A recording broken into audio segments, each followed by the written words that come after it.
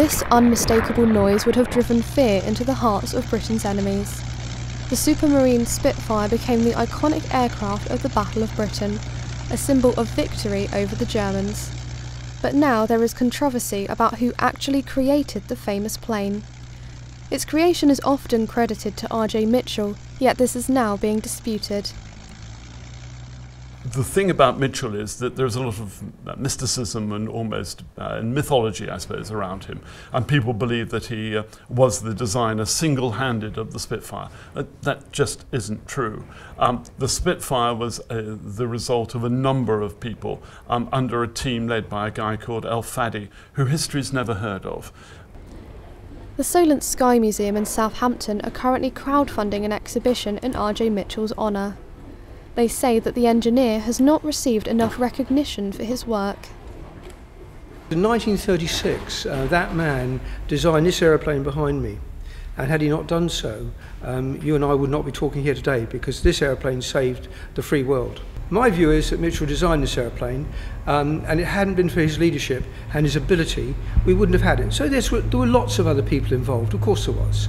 There was a team behind him, but he had the inspiration and he had the genius. And I'm not going to rewrite history. One of the members of Mitchell's design team was Al Fadi, a very experienced aircraft engineer. Relatives of Fadi say that he was an unsung hero who played a vital role in the Spitfire's creation. It's the national symbol, and actually I think it's much greater than that. It's actually, because the Spitfire was an aircraft that fought against fascism. It wasn't fighting just on our behalf. And the other thing you have to remember about Mitchell was that he had cancer diagnosed in 1933. He was in and out of hospital, and for the 2 years before the aircraft's first flight in 1936, he spent most of his time convalescing. He really didn't have the time to do it, and sadly he died in 1937 before the first Spitfire was built. Mitchell went to the drawing board and produced this aircraft, and it was almost untouchable. Once he designed it, it went to Eastleigh in 36 and flew, and it was a thoroughbred. I'm sat here in the cockpit of a Supermarine Swiftjet, which was created not too long after the Spitfire.